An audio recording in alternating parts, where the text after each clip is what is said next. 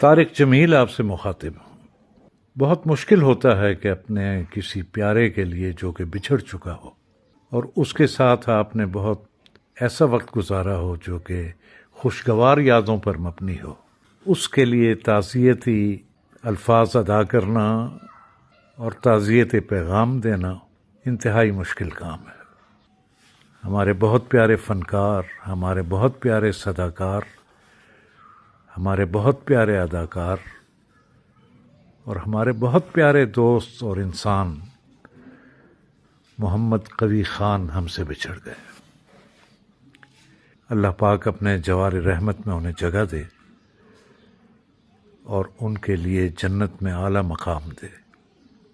میں جب کراچی سے ٹرانسفر ہو کے لاہور آیا تو بطور پروڈیوسر ڈائریکٹر کے میں نے قوی بھائی کو کافی تو نہیں لیکن چند ایک پروگرامز میں نے بک کیا، ڈراموں میں بک کیا۔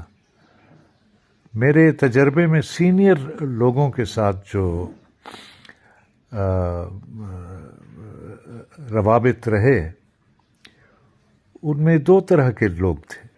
ایک تو میرا جو ٹینیور رہا کراچی میں وہاں کا تجربہ اور پھر لاہور کا۔ تو جو سینئر لوگ تھے جب بھی میں نے چاہا کہ انہیں بک کروں، ان میں سے چند ایک تو ایسے تھے کہ جنہوں نے ذرا تأمل سے کام لیا، کچھ سوچا، کچھ بعد میں انکار کر دیا۔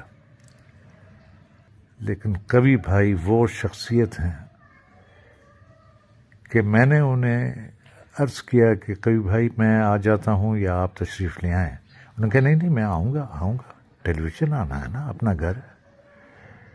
اور ہلکا سا میں نے کریکٹر بریف کیا، انہوں نے کہا ٹھیک ہے، کب کرنا ہے؟ میں نے کہا جی فلاں ڈیٹ کو۔ انہوں نے کہا بالکل کریں گے۔ اس میں انڈیپینڈنٹ ڈرامے بھی تھے، اس میں سیریل بھی تھے، اور جو سب سے یادگار کام ہے وہ اشفاق احمد مرحوم کا لکھا ہوا ایک مرزا غالب پر پلے تھا، کوئی نہ ادا سنج ملا۔ اتنا خوبصورتی سے انہوں نے نبھایا اور اتنا اچھا ریکارڈ کروایا اور کریکٹر کو پینٹ کیا کہ دیکھنے والے بھی اشش کر اٹھے اور ہم بھی اشش کر اٹھے۔ حالانکہ قوی بھائی اس سے قبل بھی مرزا غالب کا کردار ادا کر چکے تھے، اور ویسے بھی مرزا غالب کا کردار جو ہے سبحانی با یونس اور ایون پشاور میں فردوس جمال اور انڈیا میں نصیر الدین شاہ نے ادا کیا۔ لیکن موقع لگے تو آپ لوگ یہ ڈرامہ دیکھیے اور آپ دیکھیے کہ قوی بھائی نے کس طرح یہ کردار ادا کیا۔ جب آخری سین ہو رہا تھا میں تو مطلب میرے رونگٹے کھڑے ہو گئے، جس میں مرزا غالب کی ڈیتھ ہو جاتی ہے۔ قوی بھائی مجھے کہنے لگے کہ اچھا دیکھو طارق میاں، یہ اس سین میں تو وہ چیز نہیں ہے، لیکن اگر آپ اجازت دیں تو میرے والد صاحب ایک تسبیح پڑھا کرتے تھے، تو اگر آپ کہیں تو میں اینڈ میں وہ تسبیح پڑھتے جو غالب کی کریکٹر ہے وہ اپنی جان دے دے، اور وہ تسبیح تھی لا الہ الا اللہ محمد الرسول اللہ، لا الہ الا اللہ، لا مطلوب الا اللہ، لا مقصود الا اللہ، لا مسجود الا اللہ، لا موجود الا اللہ، لا الہ الا اللہ، لا الہ الا اللہ، لا الہ الا اللہ۔ دو کردار ان کے قریب بیٹھے ہوئے تھے، خالد بٹ اور ایک اور ہمارے پرانے ساتھی ہیں۔ خالد نے جب دیکھا کہ غالب کی روح جسم سے نکل گئی تو وہ اپنے سانوں پیٹنے لگے اور بہت اچھا پرفارم کیا۔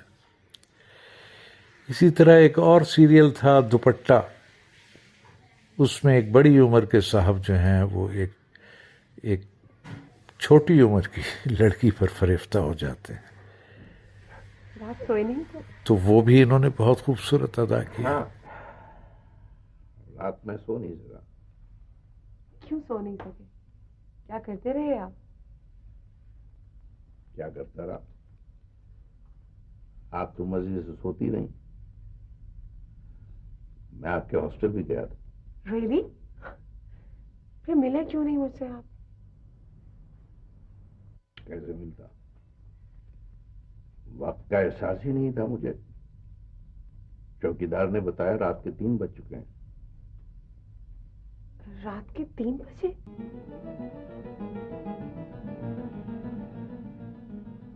मैं तुमसे शादी करना चाहता हूँ सारा।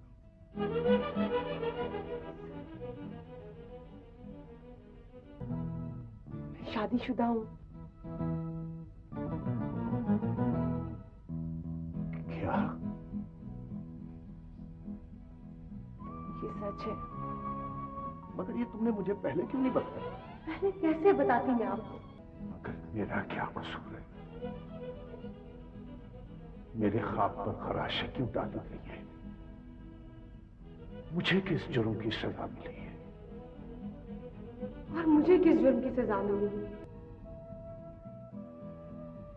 मैं तो डालूंगा एक चालूंगा। मैं किसी भी इंतहा तक पहुंच सकता हूं।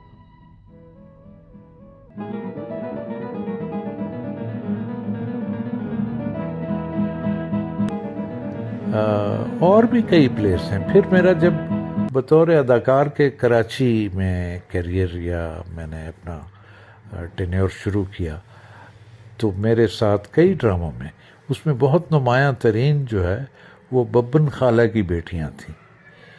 तो हमारा साथ बतौर अदाकार के भी रहा, यानी मैं भी अदाकार और वो भी अदाकार, और हमारा साथ बतौर हिदायतकार और अदाकार भी के भी रहा। और इंतहाई मरंजा मरंज, हमेशा खुश रहने वाले, मासूम, चेहरे पर हमेशा इत्मीनान, किरदार को अच्छी तरह समझ लेना, लंबे से लंबे जुमले उन्होंने देखने और वो एक ही गो में उन्होंने अदा कर देने। उसमें कोई रुकावट, कोई ऐसी चीज़ नहीं आती थी कि जो उन्हें रोक दे। और वो फ्लो जो है डायलॉग डिलीवरी का, वो बरकरार रहता था। पैदा कहाँ हैं ऐसे परागंदा तबाह लोग, अब यादें ही रह गई हैं। यादों के साथ हम बातें करेंगे। कवि भाई के साथ गुजरे हुए लम्हात याद आते हैं। कराची में भी जब वो आते थे अदाकारी करने, और मैं भी उस सीरियल में बुक होता था, और लाहौर में भी। और बहुत वैसे तो खामोश तबाही थे, लेकिन अगर हल्का फुल्का को उनकी तबा के मुताबिक अगर कोई मौजू छेड़ दिया जाता तो वो माशाल्लाह फिर उनसे गुफ्तगू भी रहती। उनके जो बरखुरदारान हैं दोनों बच्चे माशाल्लाह बहुत मुअद्दब हैं, हमेशा अपने बेटों को याद किया करते थे और अपनी बेटी को याद किया करते थे। और अक्सर उनके दिल में तड़प और तमन्ना होती थी कि मैं कनाडा चला जाऊं। और फिर वो ये उनके हाँ होता था कि मैं बच्चों के लिए ये ले जाऊंगा, ये ले जाऊंगा, ये ले जाऊंगा, और फलां से खेलूंगा, फलां से खेलूंगा। और वो कनाडा चले गए और वहीं अपने बच्चों के पास ही अपनी जाने आफरीं को सुपुर्द कर दी। अल्लाह ताला उनकी मग़फ़िरत फरमाए। मेरे लिए बहुत मुश्किल हो रहा है कि मैं अपने असली और सही जज्बात को कैसे आपके सामने बयान करूं। अल्लाह से उनकी मग़फ़िरत की दुआ है। बहुत नेक रूह थे। फिल्मों में काम किया, ड्रामों में काम किया, रेडियो पर काम किया, थिएटर में काम किया, पेशावर से स्टार्ट लिया, पेशावर रेडियो से। और ये सफ़र उनका, बहुत सारे अदाकार और बहुत सारे फ़नकार ऐसे हैं कि जिनका जुज़ वक्ती ये प्रोफेशन रहा ये, लेकिन कवि भाई वो हैं जिनका कुल वक्ती प्रोफेशन रहा, कुल वक्ती प्रोफेशन। इसी पर डिपेंड किया उन्होंने और इसी से अपने बच्चों को पाला और इसी से अपनी इज्जत कमाई। बहुत कम होता है کہ اتنا لمبا عرصہ اور جوانی کے اوائل سے یہ کام شروع کر دینا اور کوئی داغ نہ لگنے دینا اپنے اوپر، کوئی داغ نہ لگنے دینا، صاف ستھری زندگی، صاف ستھری شخصیت، صاف ستھرا کیریئر. اللہ تعالیٰ ان کی مغفرت کرے. والسلام علیکم ورحمۃ اللہ وبرکاتہ.